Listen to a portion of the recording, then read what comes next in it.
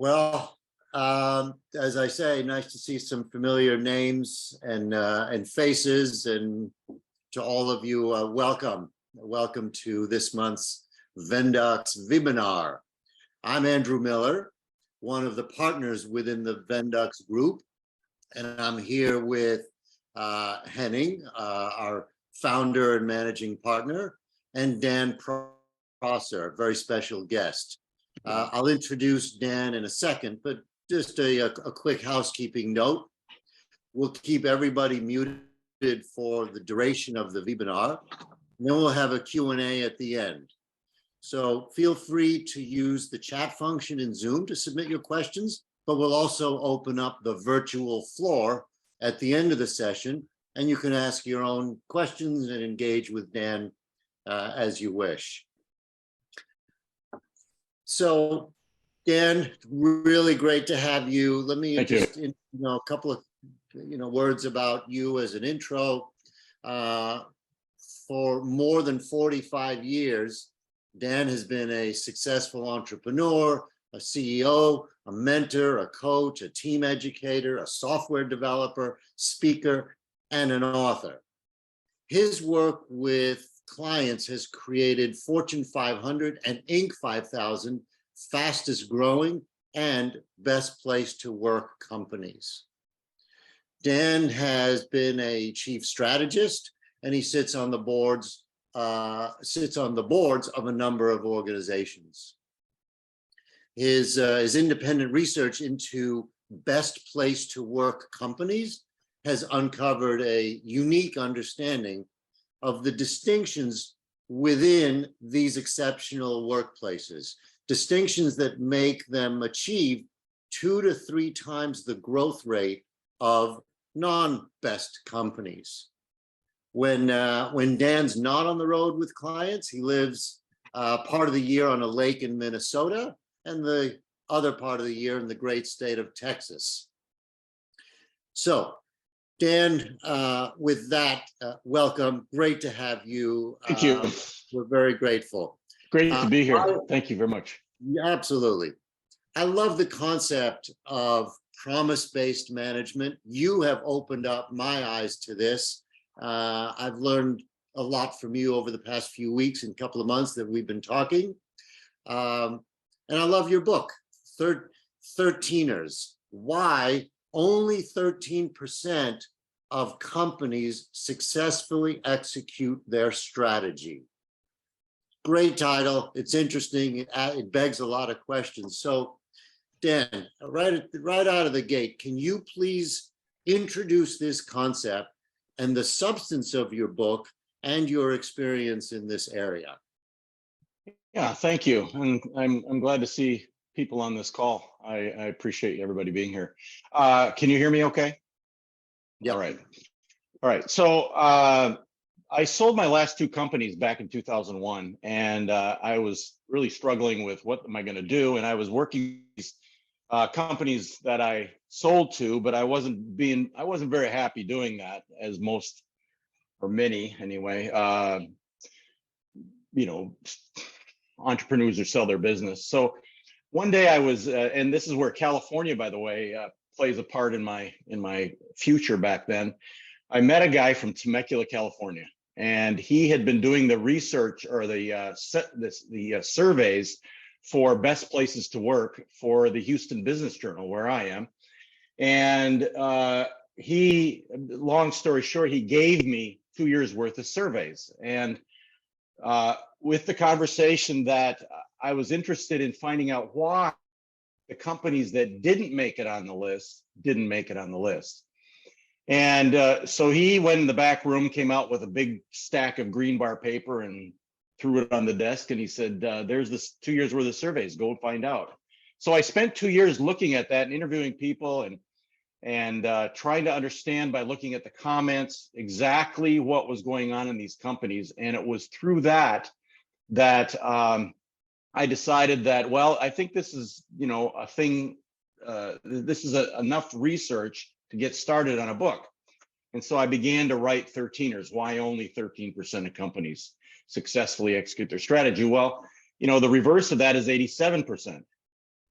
And that's what I was discovering, is that so many companies fail to execute strategy, and it's every year. It's not like one time. It's that every 87% of companies are not hitting their numbers.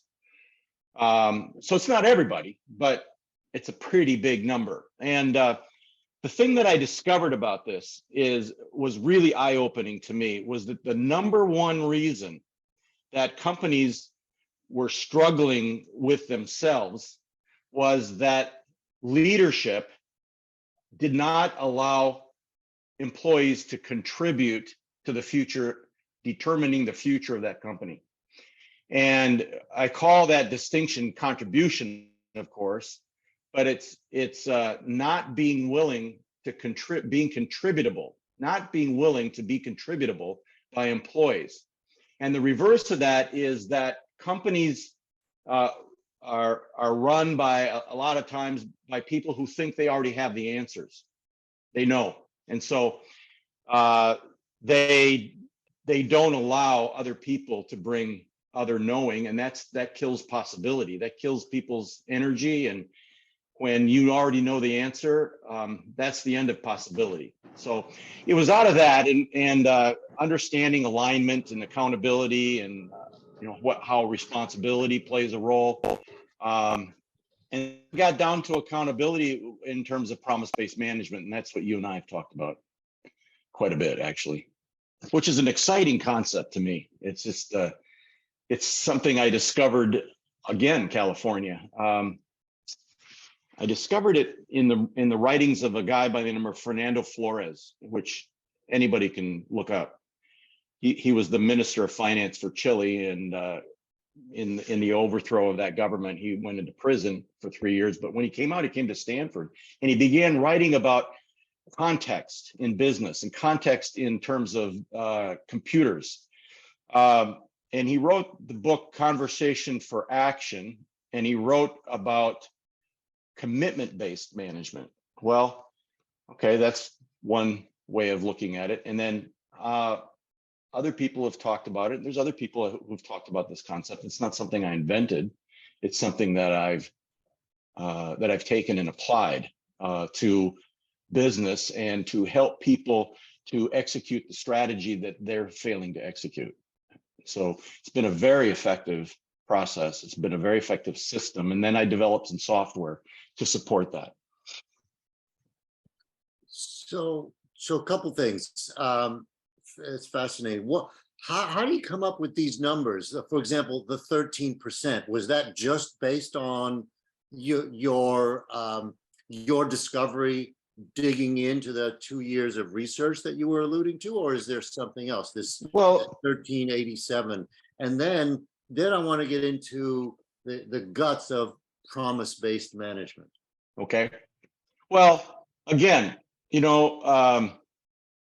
Picasso said, copy everything. So I did. I went out and I did my research, and it's all research. It's all what other people have said, pulling it together. It's Harvard Business has studied this quite extensively, and I got that number from them. It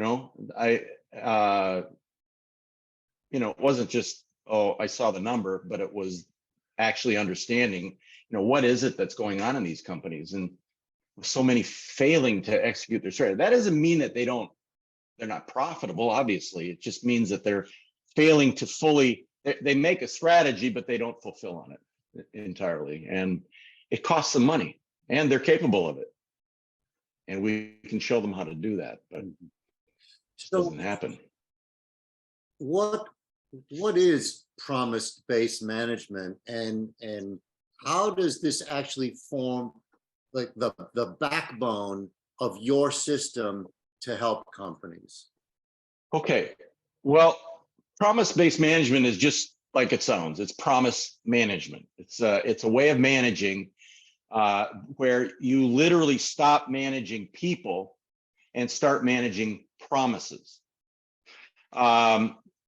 So what I discovered in this research was that there was just a lot of conversation in these best place and non-best place to work companies about how micromanagement and how, I mean, I just looking yesterday at a company that, you know, they employees get very upset and about the way they get treated and dismissed. And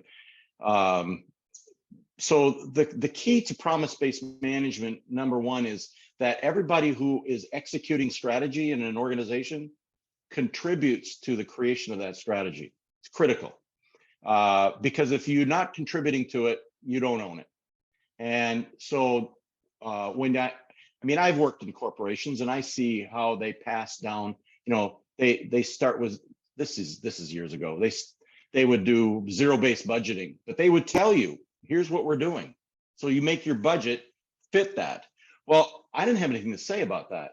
So it really wasn't my vision. It wasn't my mission. It was just, I was there to get the job done. And that does not create the best place to work companies, because it didn't allow me to contribute in any way that was meaningful to me as an employee. So that's where it starts. Then understanding what it is that's running the show. Now, I talk in 13ers about a hidden context, and this hidden context is, I call it a meme. It's a viral concept. It's a conversation that's limiting, it's negative, and it undermines and sabotages performance in companies, and people aren't aware of it.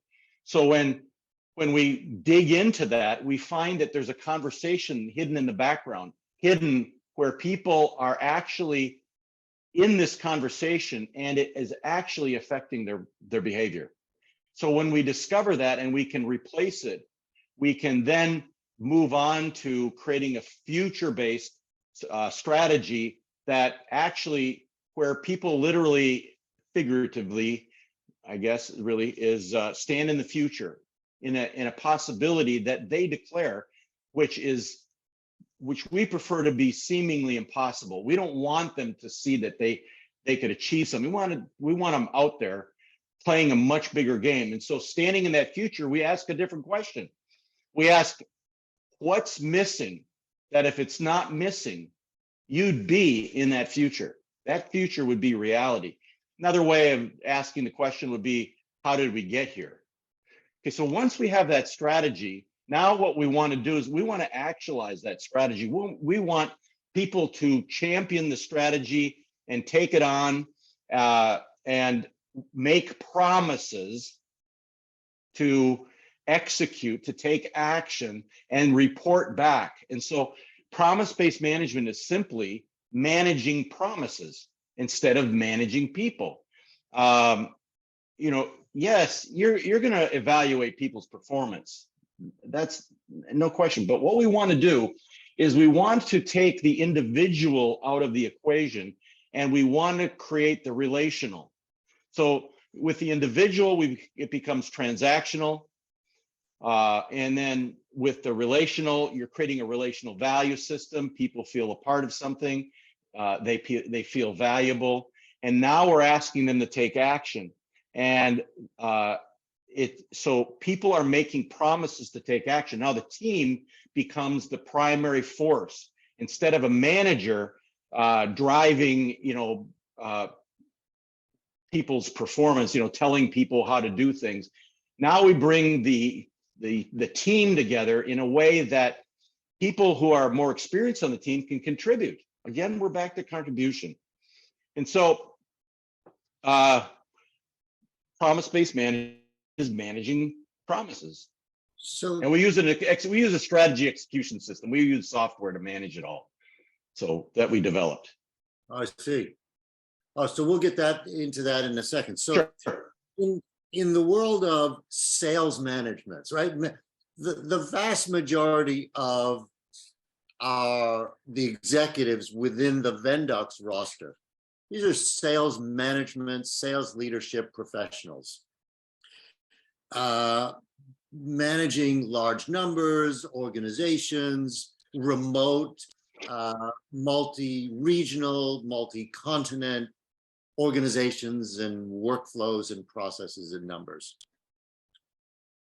In sales management, how would you, draw the line between managing a set of numbers and quotas and quantitative objectives versus promises. How does that work? How do you distinguish, or can you distinguish from a sales management perspective? Yes, Promises that's a and really great question. It really is. hard Yeah. objectives. Yes. So, so when you're managing numbers, it'd be like an NBA coach managing against the scoreboard. You know, the NBA coach, and I've lived next door to one, and a best friend of mine who just died is an NBA coach. They did not manage the scoreboard. They managed the action with the team on the floor, and the team self-managed. We want that. But if you look at the numbers in business, and I was in the business of providing those numbers at one time, those are not future-based numbers. Those are lagging indicators. They're the past. They're historical. You can't manage a business on that. Some people try. I mean, many people do. Most people do. But a promise is a leading indicator. It will tell you what's going to happen if you're managing them. It's an asset to the organization. It's like an asset on the balance sheet, but it's not a balance sheet item, but you're managing it like you would a balance sheet item. So we're looking at leading indicators. Now, when you're managing a sales team, and when we manage sales teams, we know what it takes to get the one sale. We know how many prospects, we know how many contacts, prospects, proposals, presentations. We know how many it takes to get that one. That's a numbers game, but we're not playing a numbers game here. We're playing a relational game where everybody contributes. So at each layer, at each level of that funnel, we're asking people to promise to take those actions. And when they take those actions, they get the results. I mean, they know what the results are going to be. So the promise-based management system, the promise management system is actually managing the promises. So people say, I'm going to do this many and this many and this many. And then they come back the following week and they say, well, here's how well I did. And so we're not measuring. We're not overall measuring on the individual. We're overall measuring on the team. So we want team performance. We want to focus on the team, not the individual, because the team has the relationship. So now the team gets interested. You get peer pressure happening. It's like we're keeping the tension in an organization, which I think is very critical. Something I learned from an orchestra conductor. That's his job, is to keep the tension. So the system is designed to keep the tension. We're going to measure that, and what we've noticed is in using this system, this accountability scorecard system, is that the P&L, the score, tracks with the promises kept. So it's been a real eye opener, and anybody who's used it has had extraordinary results. Can you cite one or two examples of the work that you've done where you went into a situation, this is what it looked like, and you brought this system in, and the results went to some other level of growth or impact? Yeah, the first time we used this process, the system, was with a group inside of a CPA firm. They were the consultants. And as it was explained to me, their performance was a little more than lackluster. They were about to get bounced from the company if they didn't improve performance. So they gave me that as a challenge. And I sat down with them and took them through the process. And then every month, in this case, every month, with a sales team, it would be every week. But every month, we would review promises kept.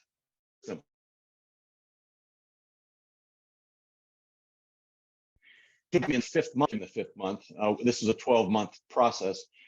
They came to me in the fifth month and they said, we have an article that we're going to put in our tabloid news, our tabloid publishing that they sent to clients. And they said, we want you to review this. Well, I read it, And what they said was they had grown revenue by 60% in that 5 months, which was unheard of in that organization. And they dropped write-offs from 30%. This has had them in real trouble, to 5%. And it was going down from there. So they were pretty excited. Okay, so that's a CPA firm where numbers are very important. Obviously, that's their business. One of the next companies was a company that they told me that they were a art consultants to the hotel industry. That's what they told me, and that they were in fear of losing their lease because they were underwater. And they asked me if I'd come in and help them, and so we went through the process with them and took them into what I call the connection points that are in the book, that the contribution and the different connection points that I outline in the book. And the end result was they landed at number 2245 on the Inc. 5000. So we did a good job there as well. Others have had similar results, just a variety of different kinds of companies. It doesn't really matter what it is, but it's had some spectacular results. Promise-based management is a very powerful tool. So if I take that and I put it into a different context, or in the notion of, let's say, bottom-up budgeting or planning, so I'm managing teams and divisions, and to your point about leadership and ownership. So if I'm working with my team and I'm providing the big picture objectives, this is where we are today, this is where we want to be 12 months from now. So what are you folks going to be doing in your parts of the organization to hit a 22% growth rate, if that's the big picture target? And then I leave it all to them to come back with their zero-based or bottom-based budgeting and planning, to come back where they've done the planning, the budgeting. Now they own it. Now they come back and present it. Is that a version of promise-based management? Well, it could be. It could be. I think the most important aspect of the strategy process is the process of identifying where you are currently. I call it the map in the mall. You are here. So marketing, finance, sales, every single one of the aspects of the company that need to be managed. Where are you? On an objective basis, between 1 and 10, between 0 and 10, where are you currently? Where would you say you are on this? And they will give you a number. And then you're going to ask them, well, if we're going to achieve this massive, seemingly impossible goal, where do we need to perform? Well, it's usually a 10. Okay, fine. Now, let's just say we've got sales and they're performing at what they say is a 4 or a 6. Well, here's the thing about that is really exciting, is that creates a gap. So there's a gap that becomes visible. Okay, now most people that I have met in business kind of have a resistance to having a gap because they see it as being a weakness. And that weakness is actually where the opportunities are. So let's just say we have a 4 in sales and we need to be a 10. We got a gap of 6. Well, what's it going to take to close that gap? Now we have a different conversation going. So that becomes the strategy. And so it's everybody's responsibility to identify what's missing, because everybody has a different perspective. And in this program, perspective is everything. Where you're standing, what your perspective of the past is, because the past perspective is going to impact your future perspective. A lot of people create the past again, because they're looking at it from a standpoint of we got to climb the ladder to get to this future, and as opposed to standing in the future and asking what's missing here and then making a promise to produce it. Not complex. It's not complicated. It's just, I'm sure that the people on this call are very familiar with this. It's not, but it's just, how do you teach somebody to do that? And you got to, takes some rigor. It takes a bit of rigor to bring people along. You got to enroll them in the concept, and then you've got to get their buy-in. They got to register. I'm in.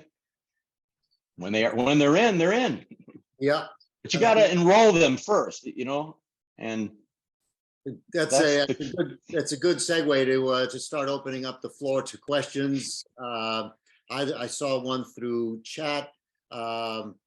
Henning, if you want to ask that question, or if you want to open up and unmute if anybody wants to chime in and ask questions. I do have a couple of more if there's I got a cough. Yeah, there's one just clarification question that came in from Evans, which is the one about the size of companies that were involved in your research, Dan. What size companies were part of that analysis that you did? Well, of the best places to work, they range. I'm sorry, I'm gonna lose my voice here. I think I explained to you guys I had a little COVID episode here, and it just seems to have hung on for a month with a cough. Okay, so the size of companies they're all over the board. I mean, in best places to work, they categorize it in different size of company. So I had the results from all different size companies, and I was particularly interested in the larger companies because when I visited them, it was unbelievable the things I heard. It was just, how can people actually treat other people this way in a business? And I didn't do that. But then there were the small companies, like even the I apologize, you guys.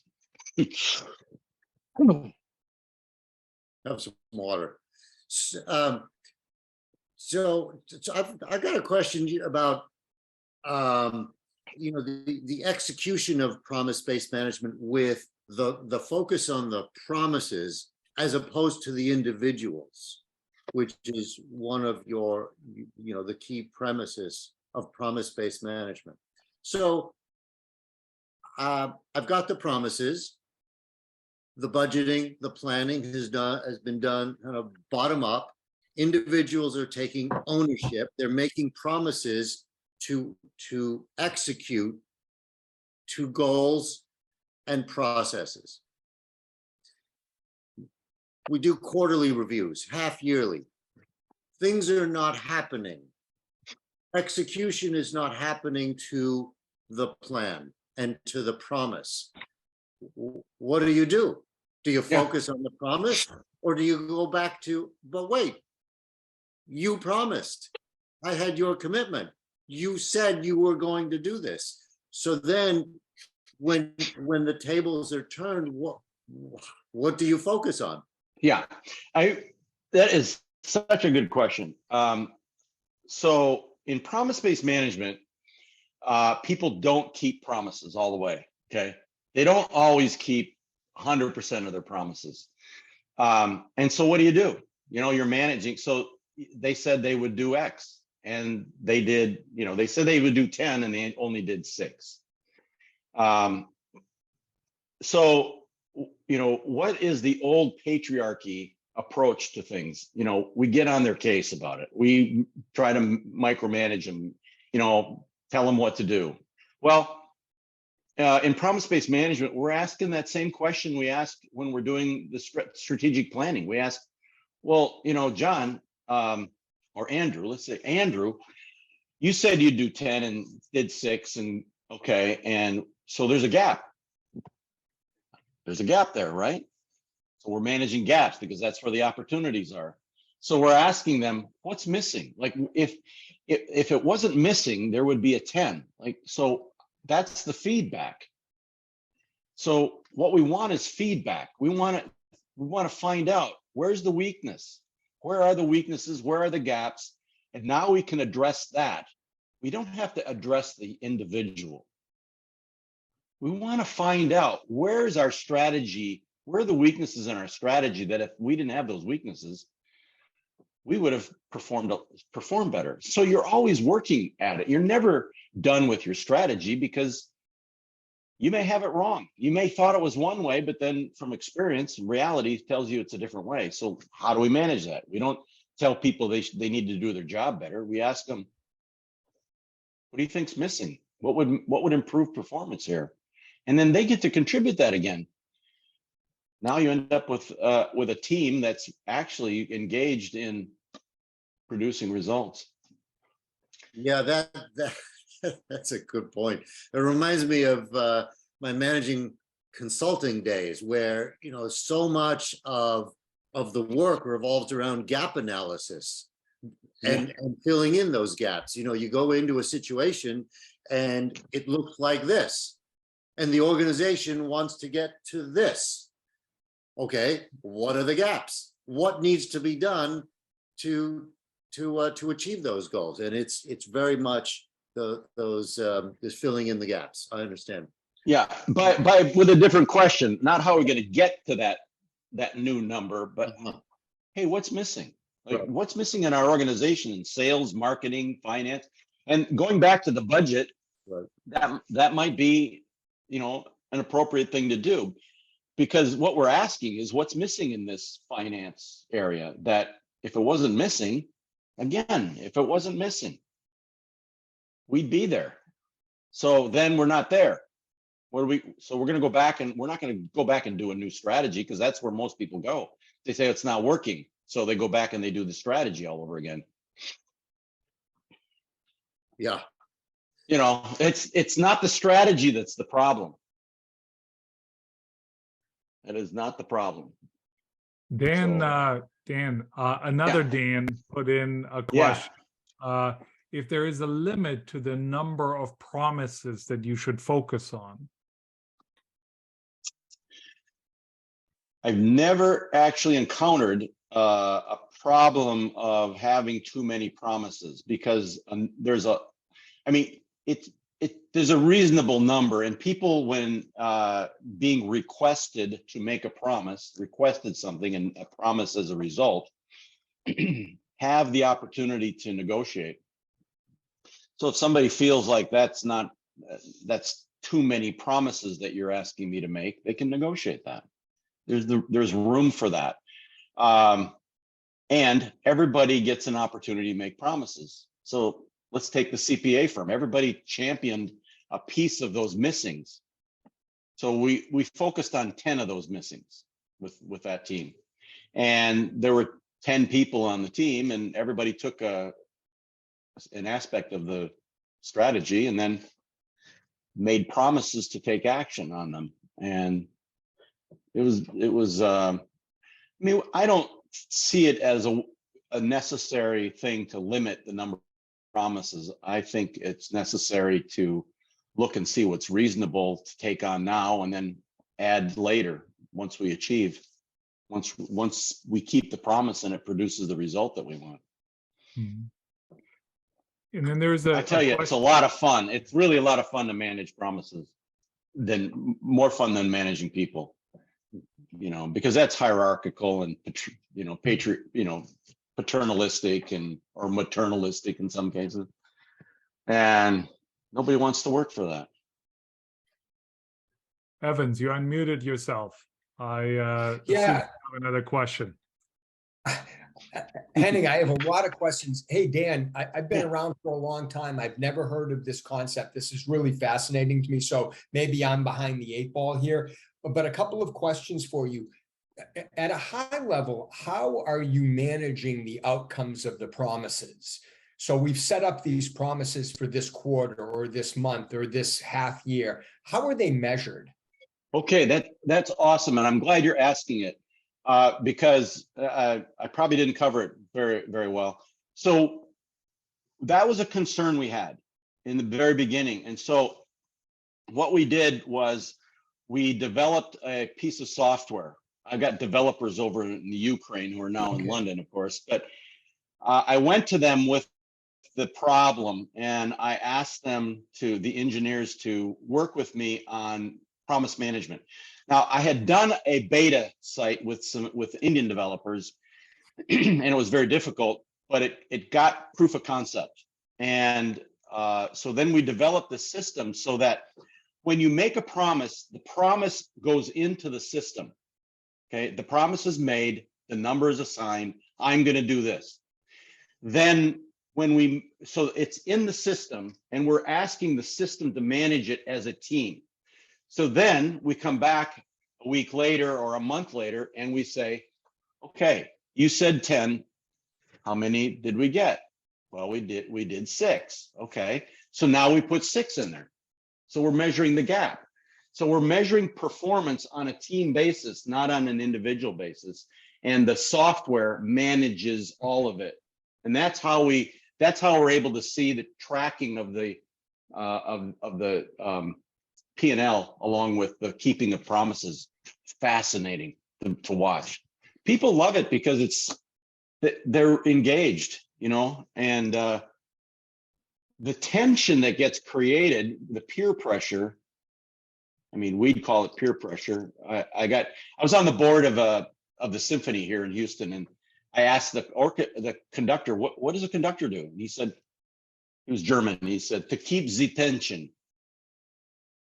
That's what a conductor does, to keep the tension. That's how he makes so I applied that to the workplace. When people keep the tension, they're making promises. They're taking action. So it's a promise to take action. Does that answer your question, Evan? Yeah, it doesn't. And you had answered it earlier. I just wasn't that clear. So it really is a software that's kind of tracking and looking at the gaps between the two. I got it. And then just one more for me is you mentioned enrolling people, and I'm sure that is a challenge. So talk about the philosophy around how do you enroll somebody in this? How do you get the buy-in? Yeah. Well, let me ask you, are you enrolled? Am I enrolled? Yes. Like, are you curious, interested, and like, okay, this makes sense? Are you asking me or are we? Yeah, I'm asking you as an answer. Yeah. Yes. Yeah. Okay, so you're enrolled. Okay, so now, Evans, what if we worked with you to provide that within the whole company? Yes or no? Yeah, I would say yes. My question would be. Okay, so that's registration right there. Right. Okay, and people collapse it. People tend to collapse that. Like they're going to get enrollment and registration done at the same time. And you've got to be careful because if they're not enrolled, they're not really registered. Right. And I'm just using those as distinctions. Nobody registers. No, I understand. Yeah. Good. Thank you. Yeah. Thank you for that question. Dan, even with no software and no system, what is the level of the critical success factor to having promises transparent and open among everybody in the organization, as opposed to just a one-to-one relationship between a manager and the managee? It sounds like a critical success factor is to have that transparency so everybody is aware of each other's promises. Exactly. And it's not we're trying to take the manager, out of the equation of managing people and telling them what to do and turning it over to the team so that the team is really determining are the factors that need to be managed, that need to be promised against. So they're all involved in that. And we're literally teaching teams to self-manage now. So they are running the show and there's the manager keeping the tension. So I mean, orchestra is really a great example. I've sat inside orchestras and they think it's funny to blow their horns in my ear, like that kind of thing.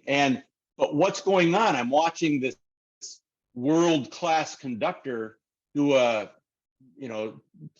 rehearsal. And what's he doing? He's making little corrections, suggesting things. But these musicians who are they are superstars, many of them, they're managing together. They're listening to each other. They play with each other by listening. So it's an orchestra, but you got the one guy, all he's doing is keeping the tension. He's just at the podium. It's really fascinating. And I've actually seen that happen as a demonstration. But sitting in an orchestra is a fascinating experience because you get to experience what these musicians are doing with each other. And that's critical. That's the key factor right there. Everybody's contributing to everybody else. And yes, you're right about they get to so they don't have this wondering what's everybody else doing. I'm working, I'm pulling my weight, or what are they doing? Everybody knows. It's published. It's public. I think Rob has a question that fits right into this. What happens to a team member that never seems to keep their promises? You've talked about peer pressure. So how does that work with the team? Well, I'll tell you my experience is that people who don't keep their promises tend to de-select themselves. And so I know when I had employees, the way that I would work with my employees that weren't working out was I had a commitment. So I always started my conversation with somebody I was about to terminate with my commitment. And my commitment is that I'm committed to the possibility of a world where people love what they do and have what they want in every aspect of their life. So I'd sit down with an employee and I'd say, hey, I have a commitment. My commitment is people loving what they do, having what they blah, blah, blah. Okay. But you don't seem to be doing that. You don't seem to be having fun, having what you want. Do you really want to do this? And they say, well, I'm struggling with it. Well, I said, let's go find something else. Let's work together. So there's ways of managing people where you don't have to come down on them and manage the individual. And the team can have conversations with that individual. It's relational. You're building a relational value system here now. And that's critical. Instead of the individual transactional value system that non-best place to work companies end up with.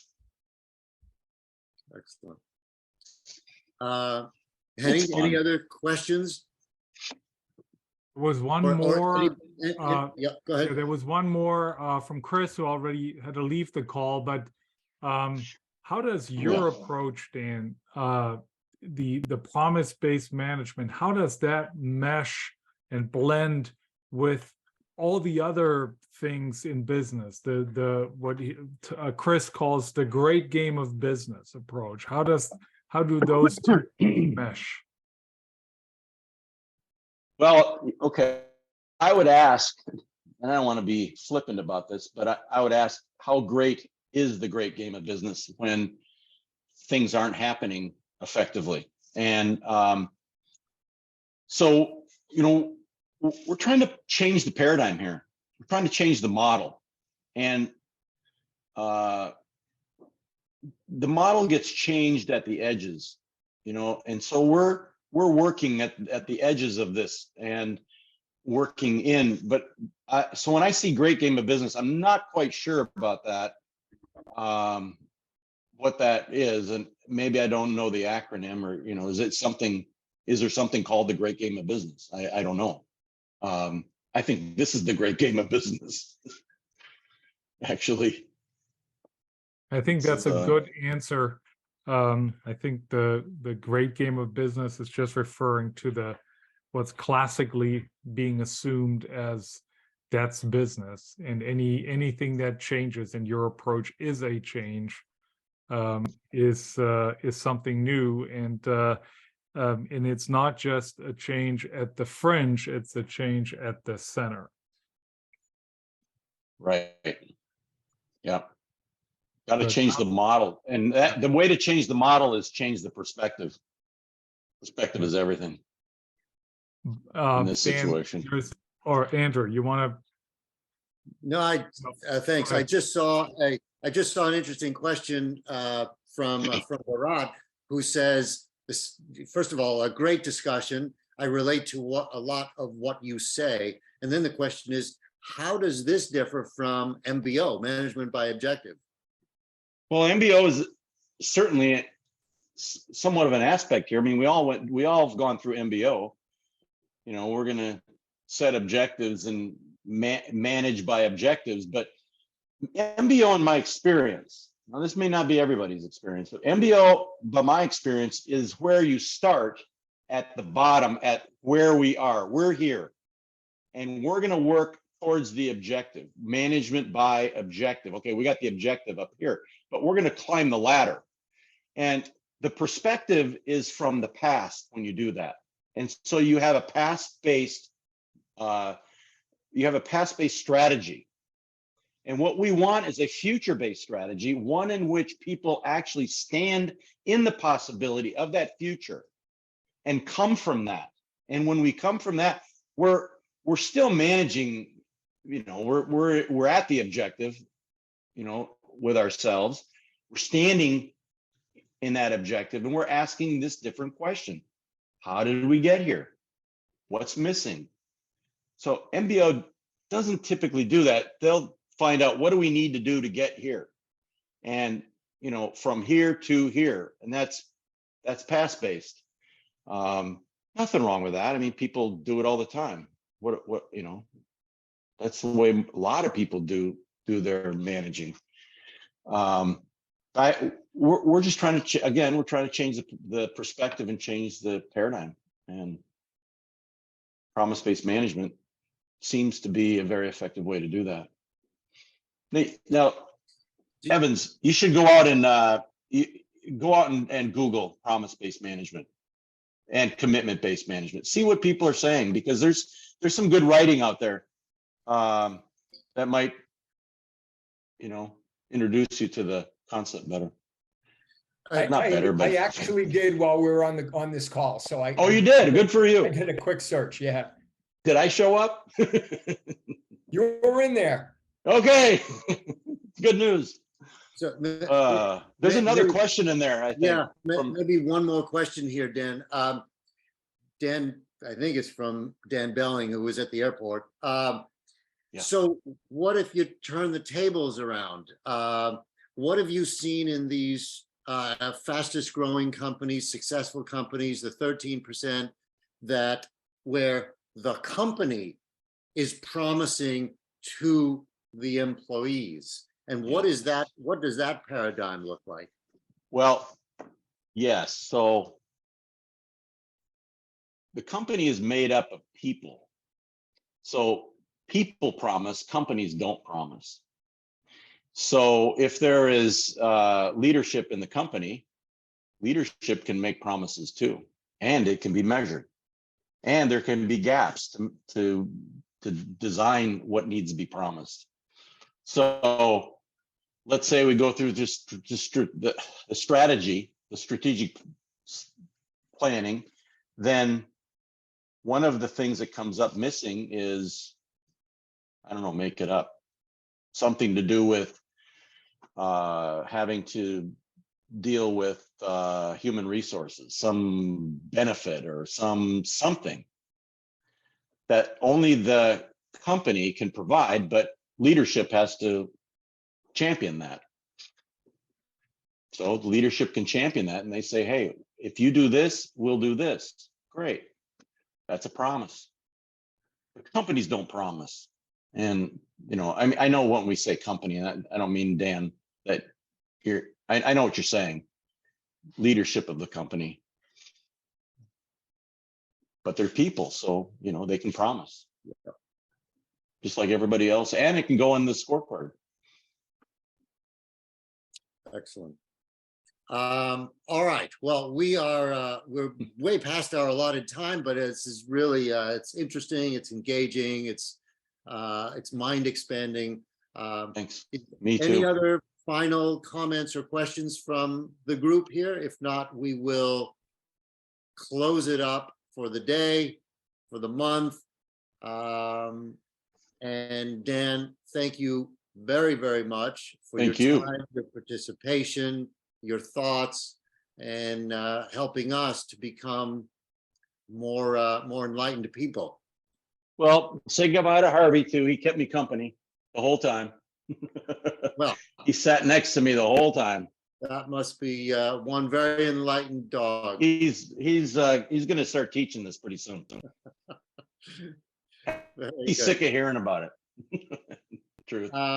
So maybe at some point there's an opportunity to I don't know, share your book or share Absolutely. snippets. If anybody emails me, dan@danprosser.com, that's the simplest way to remember it. I'll be happy to send you a PDF copy of 13ers by return email. And if you have any other questions, please email us. You'll find us at fastergrowthstrategies.com, fastergrowthstrategies.com, or FGS Consultant, singular.com, FGS Consultant, because we're teaching this to consultants now. And we're going to put together our first class on that very shortly. Excellent. If you're Good. interested. Okay, Thank so you. I hope to send out some books here. Thank you very much, Dan.